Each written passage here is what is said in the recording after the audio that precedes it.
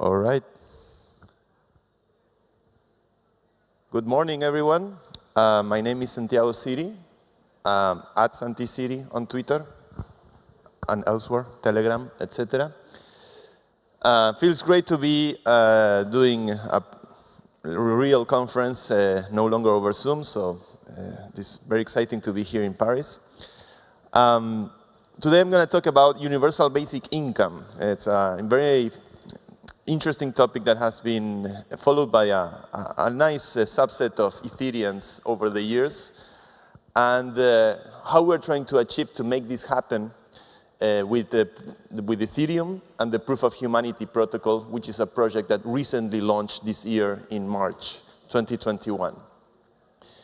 So first, I'd like to give you a brief history of UBI, or the ideas in connection to universal basic income over the last 30, 40 years. It's a relatively recent idea, but surprisingly, it's not necessarily an idea that comes from socialist circles. Actually has a lot of, let's say, capitalist thinkers backing the concept of UBI.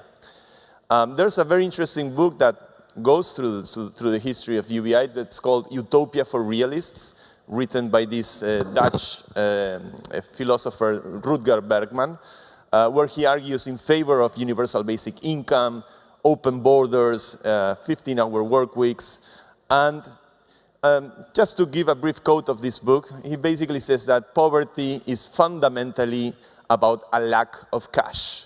Greater flexibility in the workplace demands that we also create greater security. And he goes into the details of UBI experiments that happened in the 70s and 80s.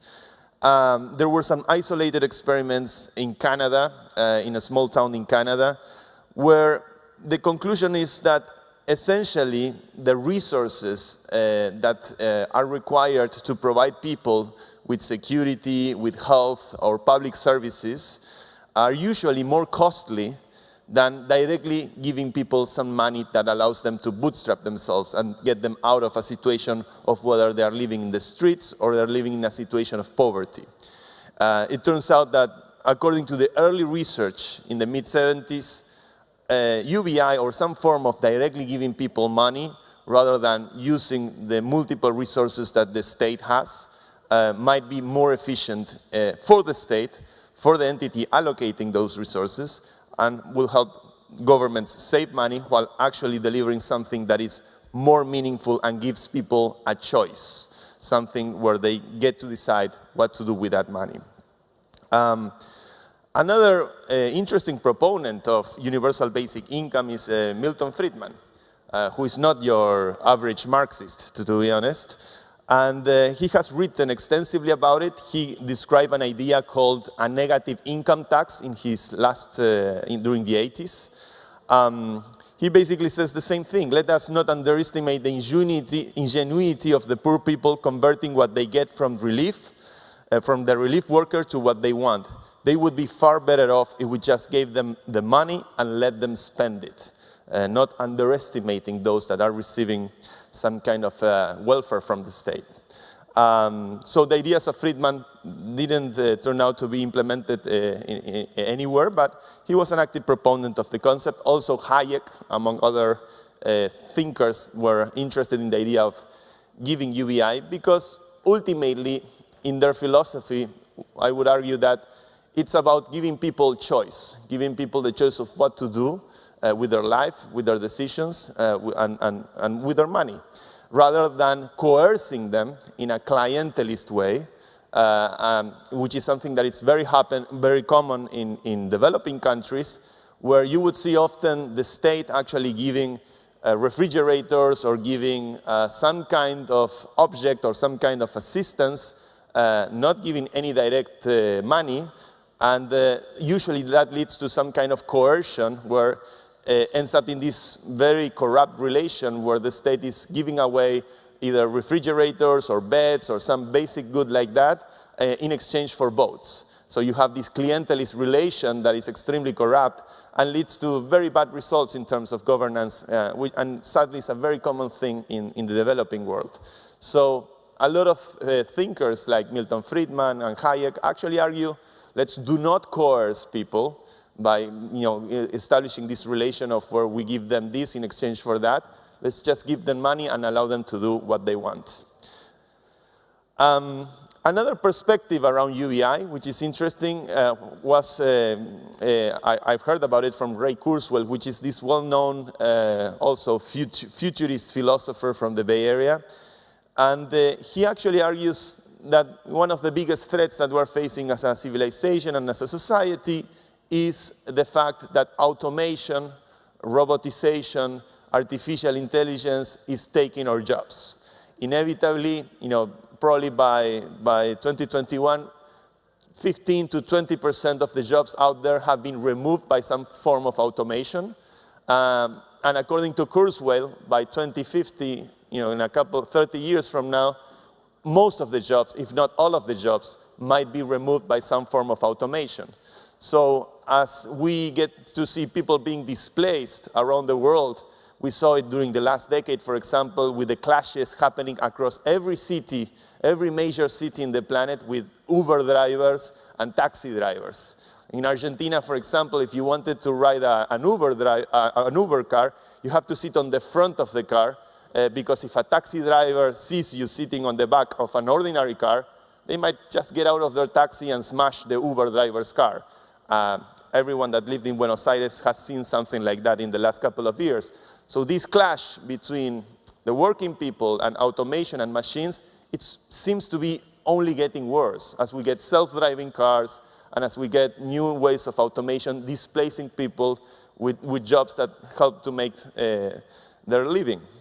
So looking into the future, the relevance of UBI becomes more important. And we should ask ourselves, who are the machines working for us, or are we working for the machines? I think that's a very relevant question. How can we get the machines to serve society, or is it about society serving the machines? So UBI is something that hopefully will get us closer to the idea of the machines working for us, of some kind of AI in the future paying its taxes and helping to deliver some form of UBI. So, can we implement UBI through the traditional mechanisms of bureaucratic governments and the state? Well, surprisingly, there has been some attempts to do this. Of all people, Richard Nixon, the former president of the United States, he tried twice, not once, but twice, I think in '69 and then in the 1970s or '71, before he resigned, to introduce a guaranteed income, a very progressive idea coming from a Republican probably back then.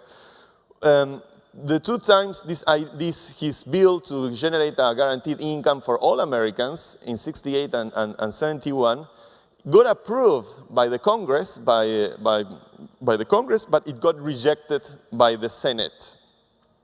So it got killed by the Senate twice with the usual arguments, where do we will get the money, who will fund this, and yada, yada, yada. But there's the first historic precedent, and again, it did not come from someone from the left or from Marxist ideas. I would argue that probably Dick Nixon was certainly a Republican.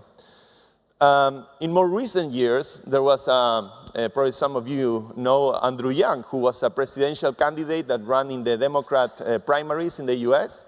And one of the biggest parts of his platform was UBI. He proposed the idea of giving universal basic income to every American, that everyone should earn at least $1,000 a month. He even tried to make for his campaign, to make some pilots doing this with a small community of a few hundreds of people. And among the Andrew Yang followers, there were a lot of enthusiasts. He was able to rally and conquer the hearts of all the enthusiasts around UBI in the United States, which is really interesting. There have been some other pilots that happened, like the city of Oakland next to San Francisco did a small pilot a couple of years ago with the help of Y Combinator. So there were some interesting implementations, but nothing at very large scale. So what we're trying to figure out, at least some of us working on the proof of humanity protocol, from the Kleros team, from the Democracy Earth team, which are some of the teams involved with this project, is could we achieve UBI with Ethereum? Can we do UBI? Can we achieve this through extremely capitalistic technologies? So the first hurdle that we need to face in order to do a social system, any kind of social system on Ethereum, most systems today are still pretty much one CPU, one vote, as Satoshi said, not very social, is figuring out a way of formalizing human identity. How do we get to do human identity? Hopefully in a way that avoids the route of becoming either Facebook or the Chinese Communist Party, which is a consequence of the lack of formalization of identity on the web protocols that ended up to a handful of companies in the US and in China and around the world centralizing identity and, of course, completely violating our right to privacy. So there's a paper, I have the honor to be among the co-authors, called Who Watches the Watchmen? That it's basically a review of all of the proof of personhood protocols that were researched and developed, these prototypes that were developed in the last couple of years, that are trying to formalize identity through the use of decentralized peer-to-peer networks in different ways. To give you a brief summary of this paper, there's probably 3 protocols out there right now. I would encourage you to check them out, to test them and to use them to see how they work. They all have different trade-offs. There's a project called IDENA. They have their own blockchain. This is a non-Ethereum project. IDENA uses synchronous Turing tests that need to be solved every week, where everyone connected to the network has to connect at the same time to solve a set of Turing tests that the system knows that usually these tests, 55% of the times machines get right, 95% of the times humans get right. So we know these are Turing tests that are easy for humans, hard for machines. Usually the IDENA tests consist of 4 images, and you see these 2 strips of those 4 images. In one of the strips, the images tell a story. In the other flip, as they call it, the image makes no sense. It's easy for humans to deduce a story from 4 images. It's hard for machines because they lack the cultural background to deduce what the machines, or what story the images are telling. IDENA is completely private. So you do not have a possibility of seeing any false positives, if there are any false positives. And right now, IDENA, I think they have around 8,500 nodes in the network, which they argue are personhood nodes. They do not have the certainty that they effectively belong to a human. Maybe there's some genius out there that can solve a lot of these tests very fast and might control more than one node. Then there's Bright ID, and I'm going to leave proof of humanity for the last one, since it's the one I'm detailing. Bright ID uses a social graph, social verification through the social graph, and a reputation mechanism based on the trust of the different groups you belong to, so uses the intersection of those groups. Also very privacy respecting. Bright ID right now has 21,000 nodes, around 21,000. And it's mostly a probabilistic score. Bright ID will signal how likely it is in terms of percentage or in terms of a probabilistic score, how likely it is that you're interacting with a civil or not. So proof of humanity. Proof of humanity was launched in March this year, March 10, 2021. Right now it has roughly 8,000 humans. We just crossed the 8,000 node count a couple of days ago. And it combines a little bit of what we consider the best of the different protocols we have researched so far. It uses video proofs. So you have to generate a video of yourself where you have to make a statement that is, I certify that I'm a human and I do not have a register in this registry. So basically, you have to shoot a video of yourself showing your address on the blockchain, the address that you're going to be using to submit the proof. The address needs to coincide with the one that is being used on your wallet. So the address that you're showing on the video needs to coincide. And once you submit your video proof, you submit that with a deposit. That deposit right now is 0.184 ETH. We're looking into ways to make this more inclusive, more accessible. 0.18 ETH is a significant amount of money in most parts of the world.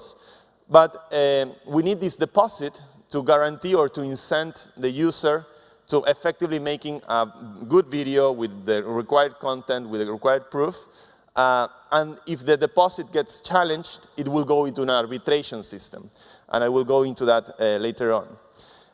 The next step, once you submit the video, the next step is getting a vouch. A vouch means someone else from the network that has already been verified by the network needs to vouch for you. So now, right now, the requirement is a vouch from at least one person. And once you get the vouch, there will be a window of 3 days where you could be challenged by someone else that might disagree with your proof. The challenge is really an interesting part. If you get challenged in those 3 days, if you receive a challenge, you will go into an arbitration mechanism to a court built with Kleros. And through the Kleros mechanism with the different rounds of appeals, with the jurors that stake P and K that will get to decide whether or not the video meets the criteria, we will see if your proof is considered valid by the community or not. A couple of stories around this, just an interesting example of how this worked out. One of the requirements is, in order to prevent deepfakes and to have videos that have a decent resolution for any human to effectively see if the person on the video is a deepfake or not, or, videos have, one of the requirements is that videos should have at least 360 pixels wide in resolution to prevent small resolution videos from being used in the system. So apparently WhatsApp, when you send a video over WhatsApp, for some reason we should actually figure out, WhatsApp crops videos 4 pixels on each side.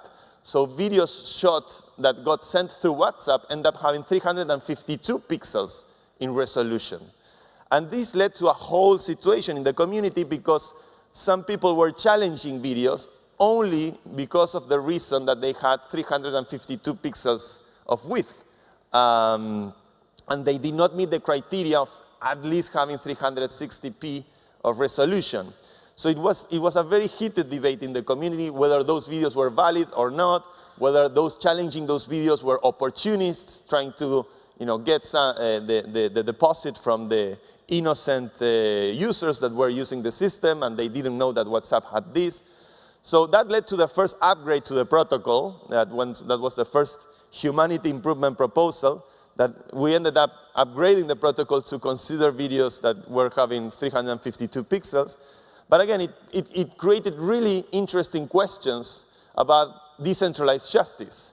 Is it fair? Is it justice being challenged for just unexpectedly making a video that has 8 pixels less than what it should have under normal conditions? Well, I think it helps show some of the constraints and some of the limits when we design and build these systems. I think it has brought a lot of interesting cases to the Kleros court. So once you become verified as a human in the network, you start getting a UBI, which is an ERC20 token that gets automatically streamed straight into your Ethereum wallet. To our knowledge, this is the first ERC20 that streams itself. I copy-pasted the code from something that Aave was doing that they didn't launch back then in relation to how to achieve the streaming feature. So thanks to the Aave team for that. And you immediately will start seeing on your MetaMask or your Ethereum wallet that every second, or at least every 15 seconds, or every new block, you will get your fractions of UBI updated in your balance every new block that gets the wallet updated. This is Manu Ginobili. He won 4 NBA championships. He's one of the members of UBI, which we are excited to have celebrities like that testing and playing with the system very early on. And one of the most surprising things to me as a geek, as a computer user, was that we started seeing a lot of families in the protocol, a lot of grandparents. It's really very easy if you go to the Proof of Humanity DApp, and you just browse the profiles and you look at the proofs, you will find a lot of people like her, like a lot of grandparents actually using Ethereum for the first time in their lives. There's probably their son or their daughter that's telling grandpa to use this and one of the reasons is that UBI, for a couple of months, it's a very young and nascent project, and we still have a long way to go. But in its initial form, it's already giving a pension system or a pension that is greater than the pension being provided by the local governments in Latin America or in Southeast Asia or in Africa, where most of our users actually come from. So to me, it's mind-blowing to see Ethereum being used by that generation or reaching that part of society for the first time. No longer being just a thing among us geeks, but actually being able to create a system where people are willing and considering onboarding their entire family. Because this is a system that is facing society. It's not giving its back to society, but actually trying to provide an alternative, a solution that is able to potentially compete with or improve what is being offered by national governments.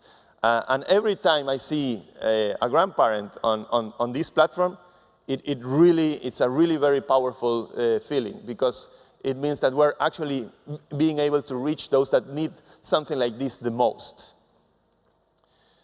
So, tokenomics, the difficult subject around UBI. Let's be honest about that. How we're dealing with this? Of course, the first thing everyone tries to check about UBI is the issuance. And we took a philosophy of KISS, keep it simple, stupid. There are a lot of very complex decisions when you build systems like this, and probably because we do not have all of the answers. We actually have all of the questions for sure, but we do not have all of the answers. We took a philosophy of just making a system that's simple enough and that we can keep building around with it and can keep improving it along the time as we figure things out as a community. So issuance is 1 UBI per hour. 1 UBI per hour, from a user experience perspective, it's nicer to accrue 1 unit over an hour than just accrue 1 unit over a day or over a month and be dealing with fractions. We want to make this currency easy to transact with. We want to make the logic behind this currency simple to understand for most mortals. So the accrual is around 1 UBI per hour. Actually, the issuance rate, if you look into the smart contract code, is 0.00028 UBI per second, because the balance gets calculated over time, and it's calculated down to each second. And you get the UBI drip. We use the drip emoji on social media. You get the UBI drip on every second on your MetaMask or on your wallet on Ethereum. So obviously, this amount of issuance, 1 UBI per hour per verified human, as long as we have more and more humans in the network, it will increase the sell pressure. Maybe you don't sell after the first month, but after 2, 3, 4 months, you've been accumulating this UBI, and you'll be tempted to sell that in exchange for some DAI or some ETH, or maybe for some other good that you might be interested in trading with the price of UBI. So this creates a lot of sell pressure, even though our actual issuance is just a fraction of the issuance of Dogecoin. Dogecoin has insane inflation, 10,000 Doge every minute forever, or something like that. And they have an insane market cap, nonetheless, which, of course, we're trying to reach Elon Musk or some influencer to pump the price. But even though Elon Musk is a supporter of UBI, he hasn't paid attention. So I'm talking to you, Elon. Pay attention to us. We need you. Stop doing this bullshit with dog coins and support UBI. Come on, Elon. You can do it. So please retweet and bother Elon Musk as much as you can, so he eventually one day wakes up and helps something that has a social impact for once. But of course, back to the situation that we find people selling. How do we deal with that? How we can reduce supply? How can we increase demand? So this is one of the challenges that I think any UBI coin will face. The interesting thing is that we are having very interesting debates around it, and a lot of competing ideas in the community of how to make this possible and complementing these ideas. One of the ideas that I liked about it, and it was suggested to us just a few weeks after we launched, is why don't we pursue some kind of endowment model? Kind of like what the Ivy League universities like Harvard, Princeton, all of the great American universities do, where they have basically a fund with $500 million or $100 million, and they generate an interest over that fund, 10% a year, 5% a year, and it's only with the interest generated of that endowment that they are able to fund the activities that the university does every year. So couldn't we do something like that, but for UBI? And this was actually suggested on a tweet, and someone replied to that tweet, yeah, we could do that. Why don't we start leveraging DeFi in a way we can start building a model, an endowment model for UBI in the same way, in a similar way to how the endowment model of large American universities work.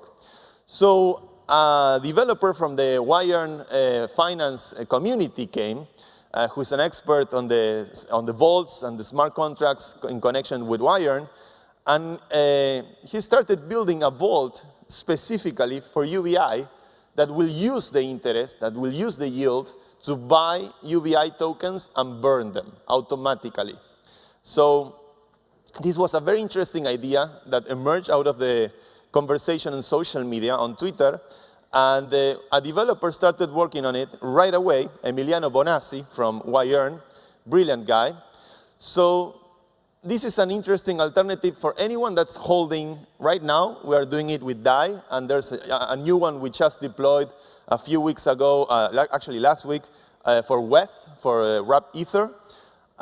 So if you are holding DAI or you are holding ETH, the ETH one is still not integrated to the user interface, but we will do that hopefully after ETHCC. But you can do it with DAI right now. And you don't know where to keep your DAI, or maybe you have it in some weird pure DeFi service, but you might want to use it to help society in some way or another. You can put the DAI on democracy.earth, where we are featuring these vaults. At least we have the interface for these vaults. And the DAI will generate an interest over time, and half of that interest will automatically go to buy and burn UBI. So investors get to make their money. They get some yield on their assets. UBI reduces its supply, helping to create a dynamic that builds synthetic demand for it, and hopefully reach an equilibrium in price that can be sustained over time. So right now, we launched this vault just probably a month ago. This is a very young project, so we have a long way to go. The vault right now has a deposit limit of 1 million DAI, so we need to raise $700,000 in order to meet that deposit limit. Right now, we have $225,000 in the vault. Right now, in just a few weeks, generated a profit of $320. Half of that deposit went to buy and burn UBI, and the other half is distributed among the owners or the shareholders of the vault. So What this means is that we need to have a lot of liquidity into this, or a lot of total value locked into these vaults. And we estimate that if we are able to say, this is a back of the envelope calculation, but if we are able to get $10 million worth of DAI or ETH into these vaults, we estimate that we could burn around $500,000 worth of UBI every year. If we get 100 million, well, probably we would be able to burn between $3 million and $5 million worth of UBI every year. So this is a mechanism that helps to reduce the supply, helps to burn UBI, to remove that UBI from the market, and to bring some demand pressure that will help sustain the price over the long term. So anyone that's holding ETH or DAI or wrapped Bitcoin or any token potentially that's featured in Wiren, and we're actually talking with other projects in the ecosystem as well, by buying and burning UBI with a fraction of the interest generated, we can help sustain the value over the long term. So I invite you to join the Proof of Humanity and the Universal Basic Income communities online. We have a discourse forum where we are debating the different proposals. We have a snapshot voting page where you can vote for those proposals. You have to be a verified human to engage in our community. The Proof of Humanity DAO is actually the very first democracy on Ethereum. It's a liquid democracy, so we have vote delegation. You can delegate vote to someone else if you don't have the time to spend on the activities that the community is debating. But it's a democracy, where because we have Proof of Humanity, we can actually do one person, one vote, and we can implement interesting forms of quadratic voting, quadratic funding, and create a much more fair system of governance that takes into consideration the views of all of the stakeholders and not just the whales. And of course, our Telegram channels are an interesting thing about Proof of Humanity is that actually the Telegram channel in Spanish is larger than the Telegram channel in English, which means we're reaching probably the population in Latin America is very excited and interested in this project because a lot of the users that we have onboarded to Ethereum, it was their first time using Ethereum, and they got interested because of the project in relation of UBI and Proof of Humanity. So it's a nice first approximation to users to Ethereum in Latin America. So if you didn't pay much attention and you were looking into your phones throughout the conference, which is something I do a lot of times, I'll give you the short version of this conference right now in just one slide. This is what we want to do. When we think about what systems we're building, we talk about all of the incredibly exciting opportunities that are being built by DeFi protocols, the profit-generating mechanisms that are being programmed into smart contracts. All of that is amazing. It has changed my life. It probably has changed all of your lives. But we have to keep some sensation of what we want to achieve on the long term with the greater of society. And one of the interesting elements of these technologies that we're building is that if we find reliable mechanisms to prove whether or not someone interacting with this network is a human, and we can start building systems that face society, why not create the very ambitious goal of making poverty a problem of the past? So I invite you to join the UBI and the Proof of Humanity project to end poverty with crypto. Why not? Let's try it. If we are able to achieve that through the means of these technologies, then for sure politicians will be a thing of the past as well. Thank you very much. You can troll me on Twitter.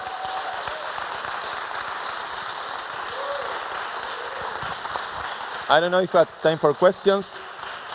6 minutes for questions. So if someone, thank you for the clapping, that's very nice. There's one question over there. I miss the clapping on Zoom conferences. You get these emojis, which is very weird, but. With this project, humanity, it's not going to be a big issue with, it's strange to speak, it's not going to be a big issue with privacy, because like the point of the these wallets, you can see actually every transaction publicly, and if the addresses would be also verified, like it's gonna be required to use some like Tornado Cash bridges or. Yeah, it's a fantastic question. Actually, on the interface, we suggest that first we recommend that you use a fresh account. Just create a new account on MetaMask that without any activity, and if you need to move funds to that account for the deposit, do it from an exchange, a centralized exchange that can be used sort of a mixnet, or use Tornado Cash. We literally suggest using Tornado Cash. Among the requirements to generate your proof, we are only requesting a video of yourself saying that you are not a human. That you are a human. Maybe for Vitalik, we can suggest that. But that you are a human and that you don't have a registry in this register. You are not required to use your legal name, your real name. You are not required to say anything else about yourself. We just need to make a system where people can check if there's someone that looks like you on the system and say, hey, there's a duplicate here, or maybe, that's the only requirement. It's the only trade-off that we found that it's reliable in order to check for false positives. So in my experience, of course, I hold a lot of addresses on Ethereum. And to me, privacy, or how private or how public you are on the network, is a spectrum. I know that the address that I'm using for proof of humanity is a public address about myself. It's santi.eth in my case. And I just know that at that address, okay, if the IRS comes, that's me. Okay, I cannot deny that. But we try to provide all of the check marks in the interface to help users understand that it's very important to use a fresh address. And hopefully, users will learn about managing, ultimately, how we manage how public or how private we are on these networks. It's up to us more than anything else. But as builders of the protocol, obviously, we try to include all of the recommendations for that. And if we are going to see the case, some governance has the database of all people are living in one or another countries, and they're just getting together and just try to use some technology by face recognition, and then it actually not very hard to provide the third database, and the people will be recognized by the name and the all consequences, the name, bank's account. If the governance will take their technology, it's going to be in a long-term perspective, very the interest rate of governance has the wish to take over control. The crypto will increase exponentially, if not worse. Yeah, the terminators, the terminator situation, of course, we have to think it from an adversarial point of view. We have to take that into consideration, and it makes plenty of sense. But I would say that our faces are public keys to a large extent that have been evolved through evolution over millennia. And we are wired as a society to recognize each other through our faces, which is, sadly, it's the situation of surveillance we live in today. We are aware of that, but we have to make a trade-off. There are some other mechanisms that we have researched in terms of how to make the proof without the requirement of video. One is the model that IDENA is pursuing of using Turing tests and synchronous Turing test solving parties in order to grant the right to participate in the network. And the other one is, social intersections, but those could be used as a proxy to infer who you are. It's a tricky situation. We want to have a system where you can effectively check false positives, that you can effectively have certainty whether or not you are interacting with a unique human or not, and that the system can check back on that regard. With proof of humanity, we took on the road of just requiring a video of yourself. The proof lasts for 6 months. So, you can, if there is a way to actually do it in a more privacy-preserving way, and we have the certainty that we can check false positives later on over time, I'm all ears. This is a very tricky trade-off, And of course, it's something that there have been a lot of ideas suggested to us, like have a random phone call conversation with someone that's connected real time and use some, I hope that aspect of the system evolves and improves over the years. One more quick question over there. Santi.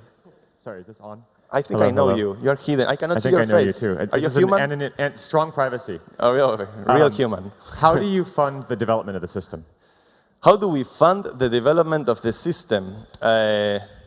So we have a DAO, the Proof of Humanity DAO got from the initial supply, half of the initial supply went to a liquidity farming program in order to generate liquidity for the token to be able to be traded.